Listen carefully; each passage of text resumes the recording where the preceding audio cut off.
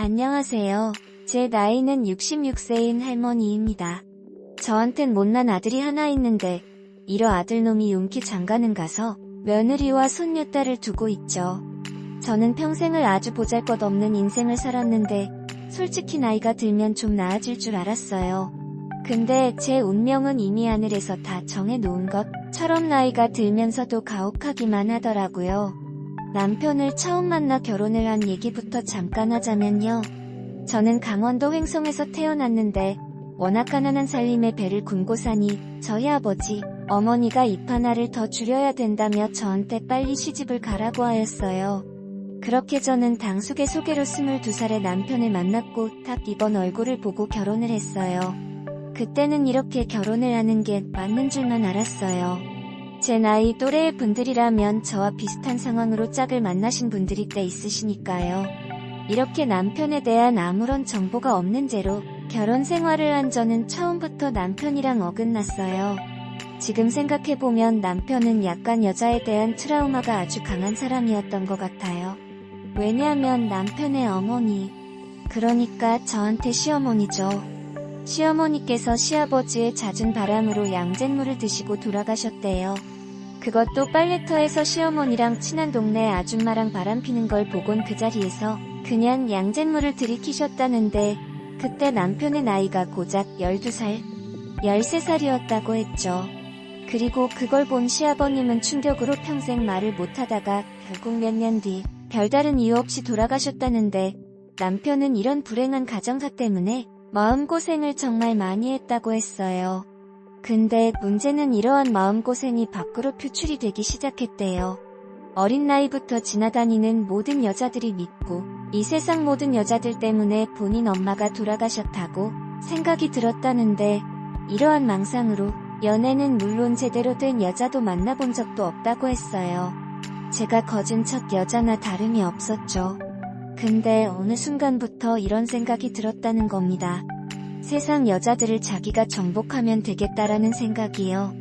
그러면 이런 트라우마도 사라질 수 있겠다는 생각이 들었다는데 문제는 왜 이 생각이 저를 만나고 시작이 됐는지 남편놈은 저와 결혼을 하자마자 바람을 아주 밥 먹듯이 피워댔어요. 그리고 한량도 이런 한량이 없었던 게 평생을 단 한 번도 일을 해본 적이 없이 살았어요.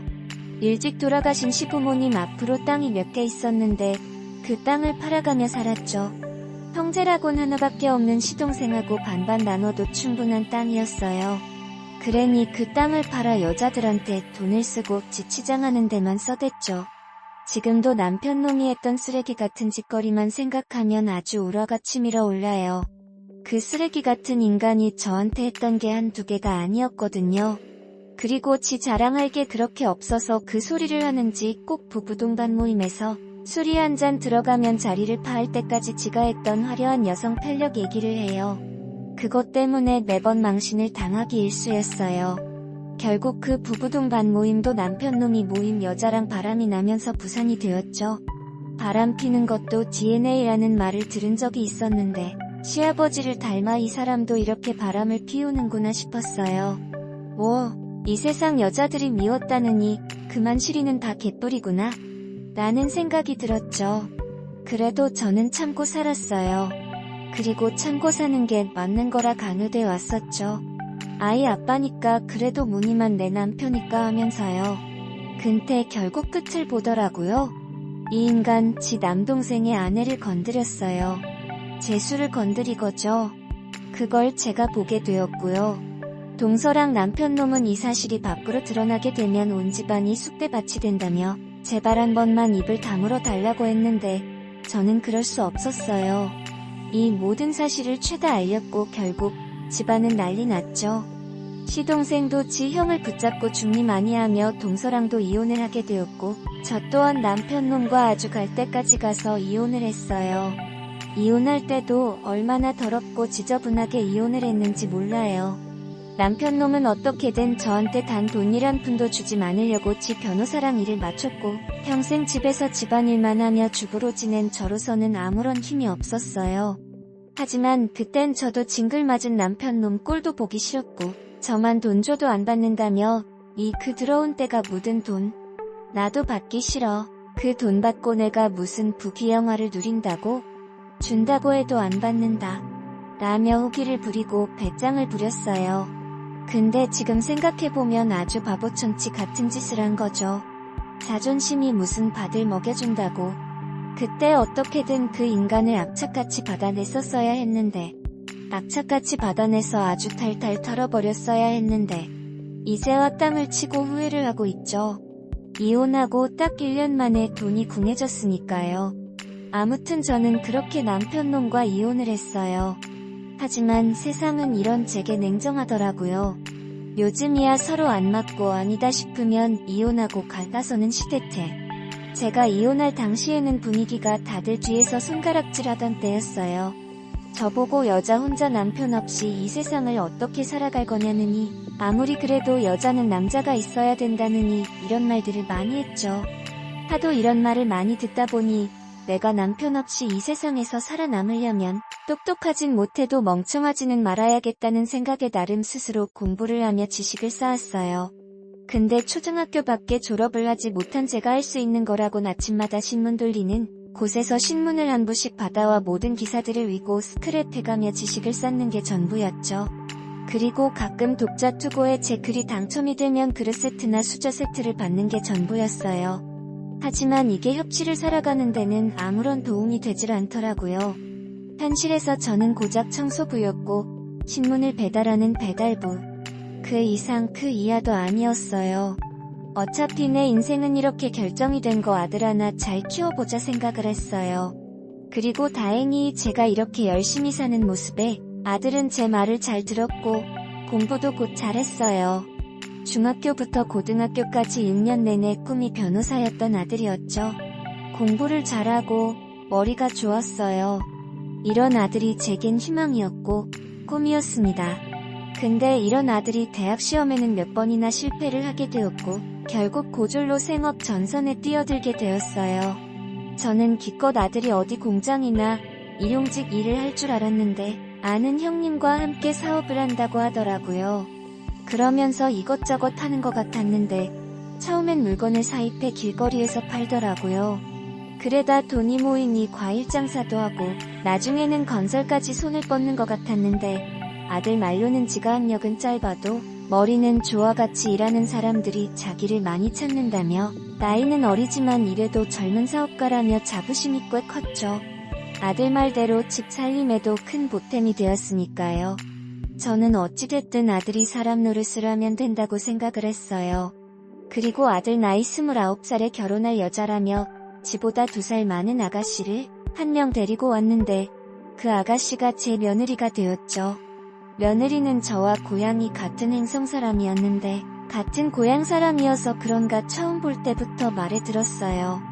이 아이랑 잘 맞을 것 같다는 느낌이 왔었는데 역시나 며느리는 저한테 참 잘했어요. 어딜 나가면 다들 며느리 보고 딸이냐고 할 정도로 저한테 참 잘했죠. 같이 살면서도 단 한 번을 싫은 내색을 하지 않던 아이예요. 그러니 저도 이런 며느리에게 진실을 다해 잘해주었죠. 사실 저희 며느리 부모님이 없는 고아였어요. 그래서 제가 더 신경을 쓴 부분도 없지 않아 있었죠. 그냥 며느리랑은 누가 먼저랄 것도 없이 둘 다 잘했던 것 같아요. 제 불행했던 초년 시절이 아들 며느리와 손녀딸과 함께 살면서 다 보상이 되는 듯한 기분이었죠. 하지만 한번 시작된 불행은 끝이 없는 것처럼 저희 가족에게 또 한 번의 시련이 닥치게 되었습니다. 저희 아들이 무리한 투자로 여러 명에게 사기를 치게 되었고 그대로 잠적을 해버린 겁니다. 산더미에 빚을 진 채 도망을 쳤는데 그때가 저희 손녀딸 초등학교 입학하는 날이었어요. 그날 아침부터 집으로 빚쟁이들이 들이닥치고 불렀게 부수며 아들 어딨냐고 난리를 쳤는데 저희도 답답한 상황이었어요. 아들이 어딨는지 알면 제대로 집값 치르고 나오라고 하고 싶은 상황이었죠.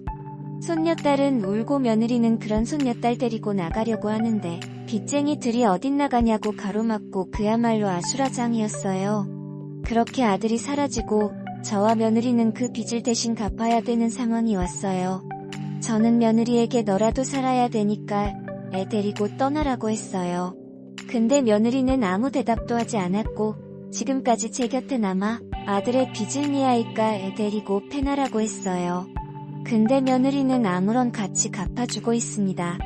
한 번은 며느리에게 물었어요. 너는 내가 봐지도 않니? 이런 아들 낳은 애민테.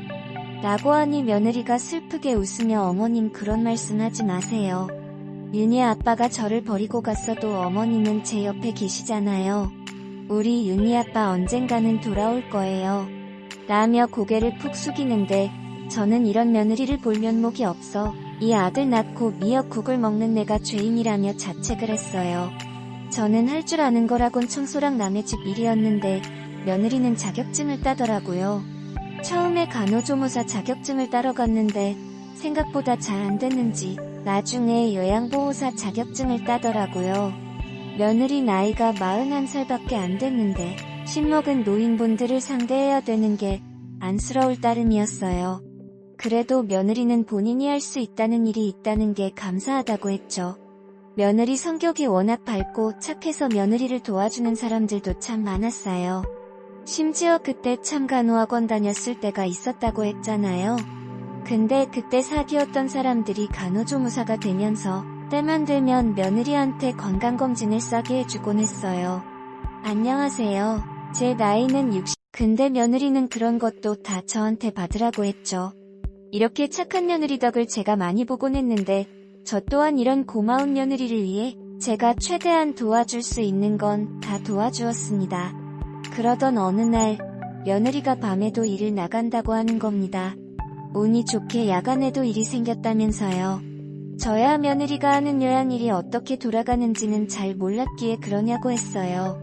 잘 됐다고도 말을 하지 못하는 게 하루 종일 일을 하고 와선 또 저녁에 나가 일을 하니 저는 미안하기만 했죠. 그리고 혹시 몰라 조심스러운 마음에 밤에 가는 집은 할머니네 집이다 아님 할아버지네 집이니? 라고 했어요. 예전에 한번 며느리가 할아버지네 집으로 요양일을 갔다가 낭패를 보고 온 적이 있어 그 이후로는 저도 며느리한테 할아버지네 집에 가는 요양일은 절대 하지 말라고 했거든요. 그러니 며느리가 어머님 저는 할아버지들은 요양일 안 하잖아요. 혼자 사시는 할머니 자식들이 같이 안 살아서 저녁에 밥이랑 설거지랑 이부자리랑 이것저것 챙겨드리고 3시간 정도 있다가 올 거예요. 저는 걱정 마시고 저희 윤희학원 갔다 오면 밥 좀 챙겨주세요 라고 했어요. 그렇게 며느리는 오후 5시만 되면 집을 나가 저녁 10시나 돼야 집으로 들어왔어요. 그때가 한여름이었는데 며느리는 항상 녹초가 되어 티셔츠가 땀으로 다 젖어 집으로 들어왔는데 며느리가 말하길 한여름에도 할머니들은 춥다며 에어컨은 말할 것도 없이 선풍기도 틀지 않는다고 하더라고요. 본인들은 하루 종일 가만히 있으니까 선풍기도 틀면 춥다면서요. 하지만 며느리는 그 집에서 하루 종일 꾸준히 일을 하니 얼마나 덥고 찜통이겠어요. 이런 모습이 안쓰러워 저는 며느리를 위해 해줄 건 없고 목욕을 하고 나오면 시원하게 못이라도 입으라고 비닐에 갈아입을 옷을 넣어 냉장고에 넣었다가 주곤 했어요. 이를 못을 넣어 냉장고에 넣었다가 주곤 했어요. 그러던 어느 날 며느리가 밤 11시가 넘어도 집에 들어오질 않는 겁니다. 원래는 10시면 오는 애인데 말이죠. 저는 전화를 걸어볼까 말까 고민을 하다가 전화를 걸었어요. 며느리가 일하는데 방해가 될까 전화도 웬만하면 잘 안 하거든요.